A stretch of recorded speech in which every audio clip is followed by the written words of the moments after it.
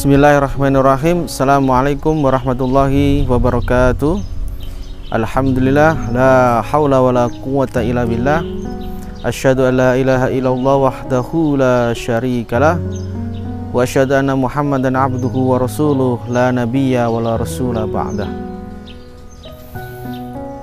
Baik, anak-anakku sekalian, puji syukur kehadirat Allah Subhanahu wa taala karena sampai detik ini kita masih diberikan kesehatan jasmani dan rohani sehingga kita bisa berkumpul dan bermuajah di tempat yang insya Allah berbarokah ini. Salawat serta salam semoga tetap tercurah limpahkan kepada junjungan kita Nabi besar Muhammad Sallallahu Alaihi Wasallam, yang karena beliaulah kita bisa menikmati dan bisa merasakan indahnya iman dan indahnya Islam. Anak-anakku sekalian yang saya banggakan, menjaga kehormatan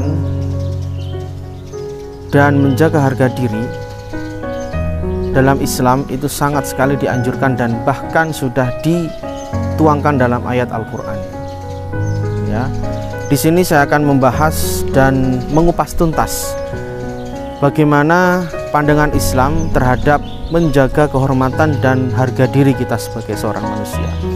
Tentu ya, agama mengurus semua hal itu semua. Bagaimana kita mandi, bagaimana kita bangun tidur dan sebagainya, itu semuanya diatur ya. Termasuk yang hari ini akan kita bahas, bagaimana Islam mengatur kita sebagai manusia, bagaimana tata cara menjaga harga diri dan menjaga kehormatan kita sebagai seorang manusia. Firman Allah dalam surat An-Nur ayat 30, Bismillahirrahmanirrahim. Qul lil mu'minina yaghuddu min absarihim wa yakhfadu furujahum dzalika azka lahum innallaha khabirum bima yasnaun.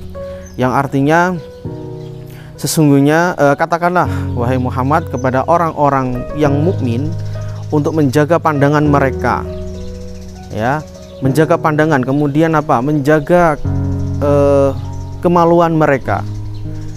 Yang demikian itu lebih suci bagi mereka. Sesungguhnya Allah itu mengetahui dengan apa yang yang mereka kerjakan. Dari ayat ini bisa kita tangkap bahwa Allah sudah memberikan arahan kepada kita semua sebagai seorang mukmin untuk menjaga pandangan kita, pandangan dari setiap hal-hal yang bisa membuat kita merusak ketakwaan dan keimanan kita. Melihat hal-hal yang berbau maksiat, ya, tentu maksiat itu banyak sekali jabarannya. Ya, contoh maksiat yang sederhana yang sering kita lakukan, mungkin saya sendiri dulu pernah melakukan seperti yang sekarang mungkin banyak anak muda lakukan. Tidak sengaja melihat ada seorang yang lewat, cewek cantik, kemudian dia tidak berpakaian yang semestinya, artinya tidak sesuai dengan syariat Islam. Mungkin bisa dia memang belum dapat hidayah atau mereka dari agama lain. Kadang-kadang kita kalau dapat pandangan seperti itu bukan hanya melotot ya, bahkan bisa diikutin sampai kemanapun. Nah, itu satu secuil maksiat yang mungkin nggak sadar kita lakukan ya. Satu lagi maksiat yang mungkin sering kita lakukan tapi kita nggak sadar, berbohong, itu juga kategori maksiat ya. Jadi Allah memerintahkan kepada kita untuk menjaga pandangan kita dari segala hal-hal yang bisa merusak keimanan kita. Anda semua, anak-anakku semua sudah bisa mengartikan ya, hal-hal yang bisa membuat keimanan kita luntur. Iman luntur itu tandanya adalah kita mau diajak sholat itu agak susah, baca Quran berat ya, apalagi ibadah-ibadah tambahan yang lain ya, yang wajib saja kadang-kadang itu terabaikan, apalagi yang sunnah yang lain pasti pasti terabaikan seperti itu ya. Nah, Anda semua bisa mencari definisi sendiri ya, bagaimana hal-hal yang bisa membuat keimanan dan ketakwaan kalian luntur. Kemudian menjaga kemaluan. Nah, ini yang sangat pokok sekali. Bahkan sampai hal seperti ini aja Allah memperhatikan ya. Karena apa? Kita diperingatkan seperti itu karena Allah tuh mengetahui segala apa yang kita kerjakan. Dari kita bangun tidur sampai kita tidur lagi, Allah tuh mengetahui. Ya, tentu ini semua harus kita dasarkan dengan hadis-hadis dan ayat-ayat yang yang sesuai dengan keadaan kita sekarang. Nah, inilah contohnya keadaan kita, bagaimana kita menjaga kehormatan diri kita sebagai seorang muslim dan menjaga kehormatan harga diri kita sebagai seorang manusia. Oke. Ayat yang kedua yang ingin saya kupas adalah, mungkin ini sudah familiar, Al-Isra ya. Bismillahirrahmanirrahim. La taqrabuz zina innahu kana fahisyatan wa sa'a sabila. Nah, ini juga sudah jelas. Jangan sekali-kali mendekati zina. Zina apapun, zina tangan, mata, kaki dan sebagainya. Kita menggerakkan anggota tubuh kita bukan ke jalan yang benar, bukan ke jalan agama, itu termasuk zina. Ya. Itu. Kemudian ayat yang ketiga itu sangat unik, sebuah hadis. Ini nanti saya terangkan di akhir ya. Ada sebuah hadis seperti ini. Ayu mamra'atin ista'tarat summa marat ala qaumin liyajidu rihaha fahiya zaniyah. Artinya adalah apabila ada seorang wanita yang memakai wangi-wangian ya, kemudian yang bertujuan agar orang yang lain bisa mencium ya, bisa membau wangi itu, maka itu termasuk perbuatan zina.